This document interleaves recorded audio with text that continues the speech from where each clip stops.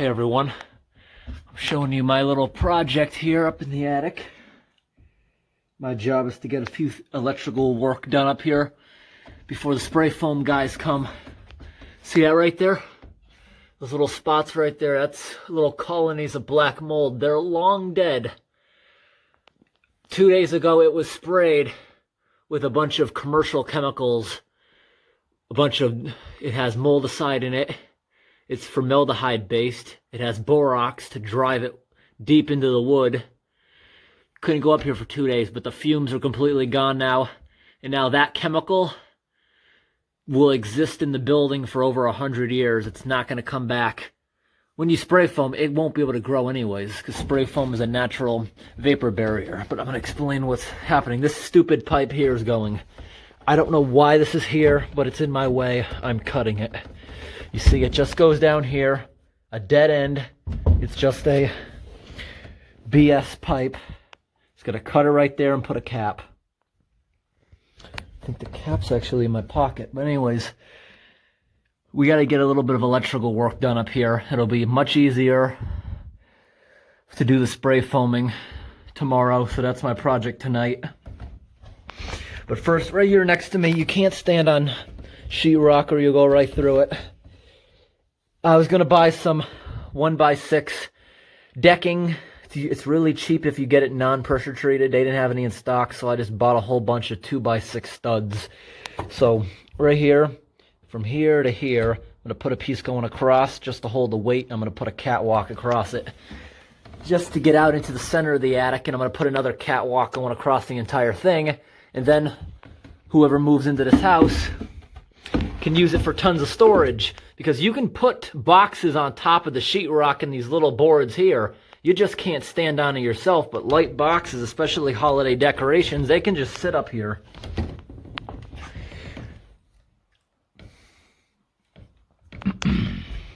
Yeah, that'll be nice when I get a bunch of catwalks up here, because I want to make it so that, you see how I just got it to the top of the ladder? Be nice if you could just stand here and walk right on over. Maybe I won't put it here. That's what I'm working out right now.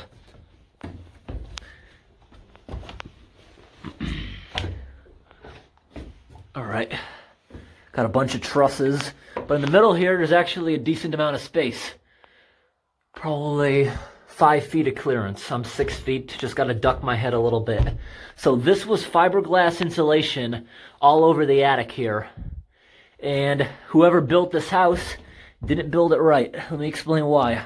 I might cough a little bit up here because there's still probably fiberglass in the air. That's probably what I'm feeling. But anyways, a house like this, you're not supposed to put the fiberglass on the floor. You're actually supposed to put it on the roof. And the reason is, there's a metal stovepipe here generating tons of heat in the attic. It's just as warm up here as it is in the living space. And we got a foot of snow right here on the roof. And that's going to create condensation. You got warm inside and cold there. The condensation is what's causing the mold in here. And this is unnecessary. The ridge vent over there. Got the vent all along the sides of the roof. It's supposed to pull in and go out the top. Those are going to be plugged. The one up top is going to be plugged. We're not putting a gable vent. It's going to be what you call a conditioned attic with a bunch of spray foam. When it's done, it'll be R60, which is almost twice the required by code. 5 inches are going to go on the ceiling, completely burying these 2x4s. 2 inches are going to go on the floor, and when that stuff hardens, it's going to be rock hard. You can't stand on it, but it's going to be tons and tons of structural strength, especially here on the ceiling. It'll be almost even with these studs. Great for putting light storage items. And here, those you can actually use as probably catwalks, but that's more of a running board. I'm probably going to be tapping into the bathroom light. The bathroom has 20 amps, plenty of power to put some lights up here, bumping off of it. Basically put 20 amp wire everywhere in case you ever have to tap into it in the future. That can handle a lot. And also when I first started learning electrical, the electrician that taught me said he puts 20 amp basically everywhere, even in bedrooms where it's not required, because what happens is 5,000 BTU air conditioner should be fine, but then you have some idiot in the future who tries to plug a 8,000 BTU into it. It's going to run, it's not going to flip the breaker, it's going to make the line in the wall heat up, and you pull the, if you have anything where you pull the prongs out of the wall and they're hot enough to burn you, that's a fire hazard. I've seen so many people in that situation. This has got to be vacuumed up. There's so much mouse feces up here. There's actually a bunch of carcasses too, if I can find them. I'm standing on a wall right here. Yeah, look at that thing. So many mouse carcasses and poops up here. But all this sheetrock's been sprayed. What's that look like? 7/12/78. That makes sense. 1978 maybe this was sheetrocked. So it was remodeled 13 years after the house was built. All right, that's not actually a stovepipe. That's a diesel furnace. There's two flumes inside there, intake and going back up for the exhaust.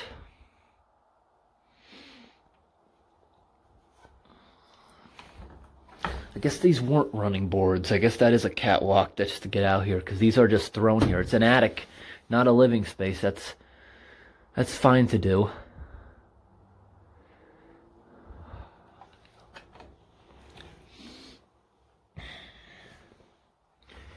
Well, let's see what happens. I gotta get this done.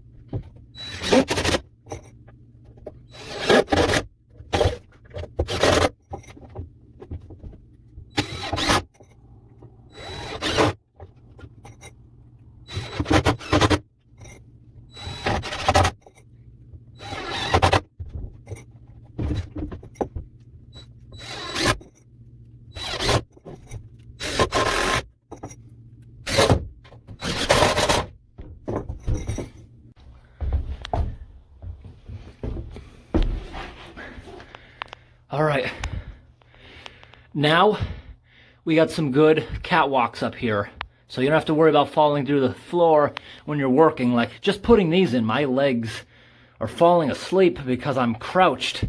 Ceiling is only about 5 feet in the center. Now that I have this while I'm doing my electrical work, I don't have to worry about where I'm standing.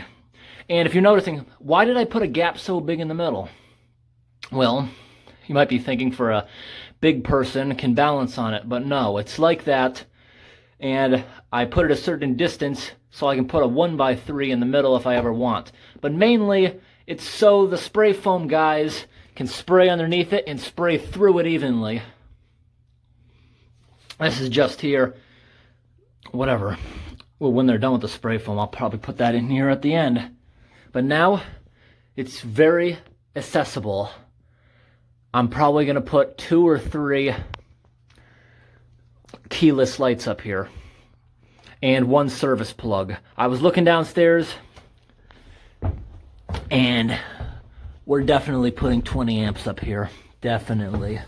Because see this hole right here?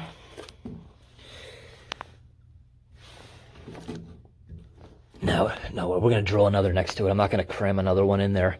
But right downstairs, see those yellow wires right there? There's 20 amps down there, and all that's on it is 1 GFCI and 1 light fixture. That circuit can handle 3 more lights up here, which are going to be LED, so they don't generate heat or use much power. And I'm also going to put a GFCI up here in case work ever needs to be done. While I'm doing it, why not? The parts for this job, it's only going to cost like probably 30 bucks worth of parts, and the most expensive thing is the GFCI, which is 20. Plastic boxes are 30 cents a piece and the round ones are like 90 cents a piece. That kind of stuff is really cheap, and I have a whole bunch of 20 amp, probably 300 feet left of it. And up here, 50 feet should do it. Alright, a rough walkthrough. These are the wires. They're not connected yet. These are going upstairs. Goes through the wall, drilled. Goes right through here. This is going to be tacked to the wall when I'm done. Goes up through the hole I just drew. Going on upstairs. That's where it comes up through the... Alright, upstairs. That's where it comes through the ceiling. Goes up into my little junction box. We're going to have a 20 amps up here, but then we switch over to only 15 amp wire because that's all we need for these lights. And in case somebody ever wanted to put a plug or something down there that's not switched, I'm using, there's 3 wires in here. There's 2 hots. One of them is abandoned. It's capped in here. It's capped in every single one. Just going down to the end where it's capped in case someone ever wanted to add anything, because when this is spray foam, this is going to be covered. That's going to be covered. I guess I could have done it differently. I probably could have put it on this one instead, tacked it up that. Probably could have. Probably should have. I can always move that right here if I decide to do it. I might even do that. So now we're upstairs. Oh, I always hit my back on the nails. Okay, got one here. It's all set, ready to go. And got 2 more down there. All connected. Now we just need power. Okay. Goodbye, dark, scary attic.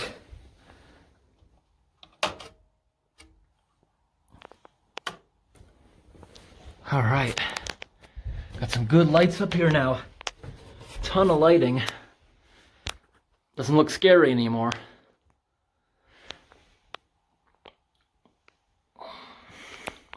It'll look nice when it's all spray foamed.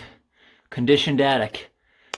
What that means is it'll basically stay the temperature of the house. It'll be, well, it's not going to get hot anymore in the summer, and it's not going to be freezing anymore in the winter. That's the issue with the winter. It's not cold because of this stack right here.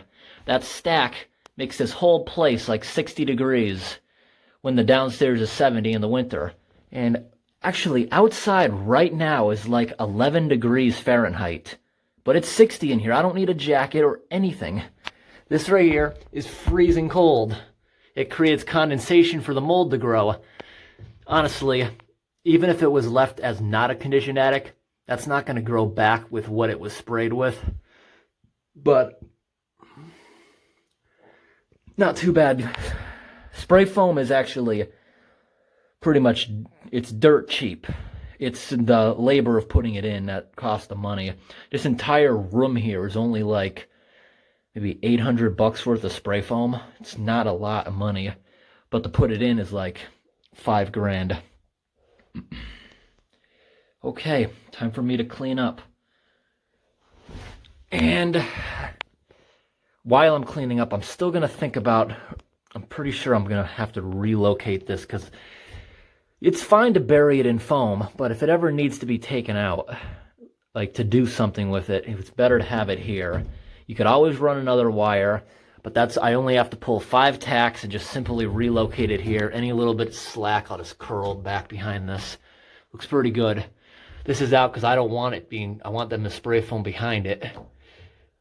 If it gets spray foamed or not, whatever. When I check it afterwards, I might put a running board if it's still far away. All right, relocated it. Now it won't get buried. This is looking good now. Got a good 20 amp plug here. Then I got 15 amp wire just going to them.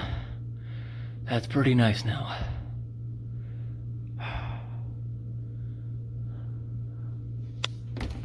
Cap that stupid pipe that was in the way before. I put these pieces of wood here. It's like a track, so this thing can just slide over here so it doesn't fall down into a hole. Nice. And about what I said earlier, that extra wire that's in here, as of now, you could only use it for another light. You couldn't put a plug down there. And the reason is, if somebody plugs something huge into it, it would fry this smaller wire before the breaker down there. It's fine to use this on a 20 breaker just for that, because that's the biggest load it's ever gonna have now. All right, we're all set here. We'll come back. Putting recessed lights in, one there, one there. That's in a bedroom where it's 12 by 16 feet, and these here are spaced about 5 feet apart in the center of the room. They got about 6 feet on each end of the wall, and right here is where we got the power from. This was the original wire. The good thing is they had enough slack that I was able to cut it and still have enough room to splice everything together. This is going to the new lights because the bedroom didn't have any light in there. A lot of houses, bedrooms just do not have lights, and recessed lights make the room look a lot bigger than if you actually have a fixture on the ceiling. And just like everyone else did, I leave a lot of slack here just in case future modifications need to be done, although that'll be pretty difficult because it's all going to be spray foamed over it. Over here I put a whole bunch more of them. There's 5 of them over here above a kitchen. See, these ones are spliced here right directly above the kitchen, the 4 of them in a square. And this one off to the side is a little hallway area. Just notice that one down there is a little bit smaller than these. That one's right there is meant to go inside a ceiling. That there won't be enough room, because usually you wouldn't have 2x4s, you'd have 2x6, and that would fit inside the ceiling. Alright, step 1 of the insulation's put in. Up here is 1 inch, on the floor is about 3 inches or so. That's not done yet. There's going to be another layer put on top of that. But right now, to comply with code, we got to put these caps over the recessed lights and spray foam over them. You're not supposed to spray foam right up to them. One thing, it'll get into the fixture. Second of all, it could burn down the house if you use an incandescent bulb. It'll heat up, and this stuff here is very flammable if it gets going. But this right here is fireproof. See, you don't want to put spray foam around it. This right here, I don't see an issue with, because that looks like blown-in fiberglass, which is not flammable. I really don't see the problem with this, but it's still messy to do it that way, and you shouldn't. So these things right here cost about $14 a piece. It's made out of fire-retardant material. Oh, I don't know why I'm still doing this. This stuff here is so hard, it actually reinforces the sheetrock. You can walk on a few inches of spray foam, because that's hard as a rock. You're not going to fall through that. Now right here. And also it's good to cap these, because in case you ever need to get to it to add more, it's easy to tap into this box again rather than having to pick this stuff away, because you see this stuff does come off.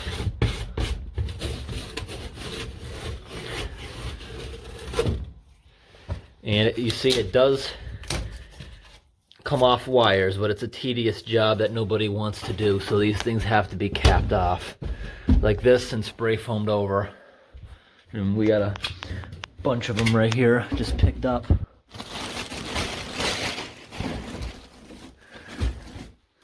One for that one. There's another one back there. And there's 2 recessed lights on that wall that they'll be stapled into place.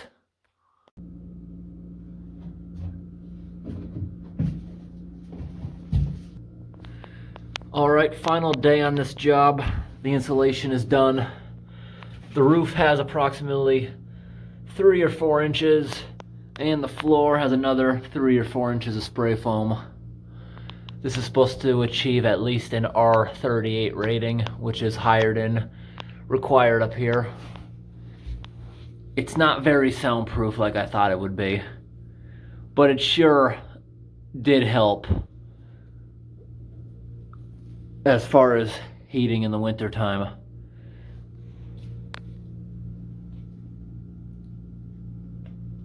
Yeah, they got a bunch of this on my electrical work. I'm just gonna leave it. It does chip off fairly easy though.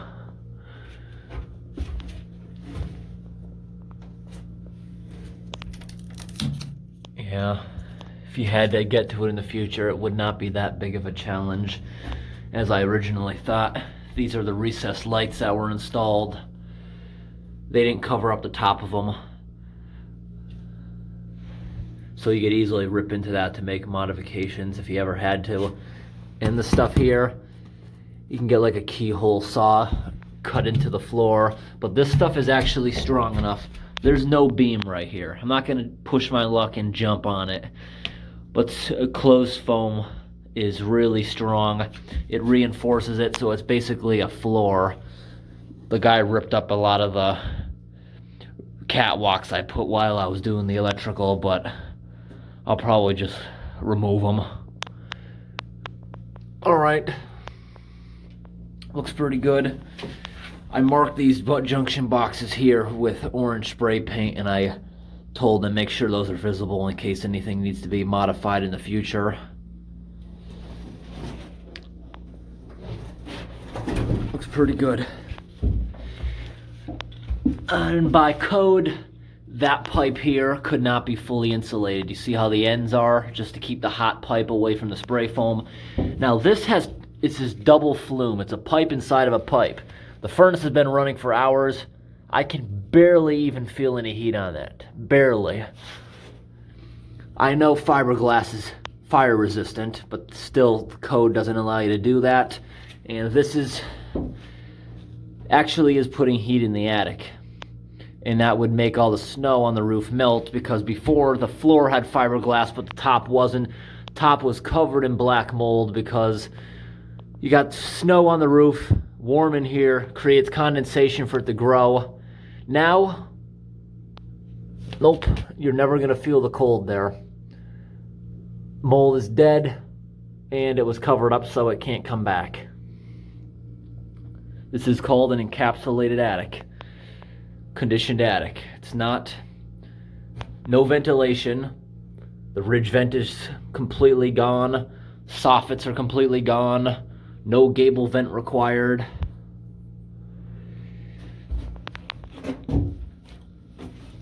I don't know why these screws are up here. The insulators were doing something with these long screws. Maybe they found a broken truss or something, because I know some of these pieces of plywood here were pretty, like, falling apart.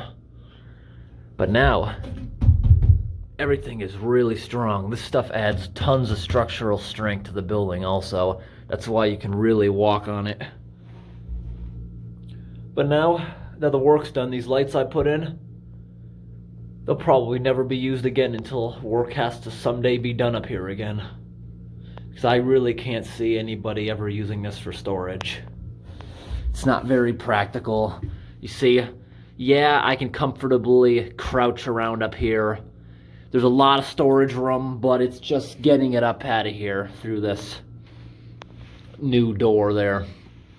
This bathroom, eventually when that's finished, it's not going to be spray foamed over the top. There's so much in the ceiling, it's not even necessary. It'll be done with purple board. It can't grow because, granted, some of the sheetrock here was a little bit moldy on the top, but it was sprayed and treated. There was no sign of it going through the bottom. It was like superficial mold. It wasn't actually into it yet, and this will prevent it from ever coming back. But that will be a pain if somebody ever wants to replace the ceilings downstairs. They'd probably be better off just sheetrocking over it. Hope this video was interesting. Thanks for watching.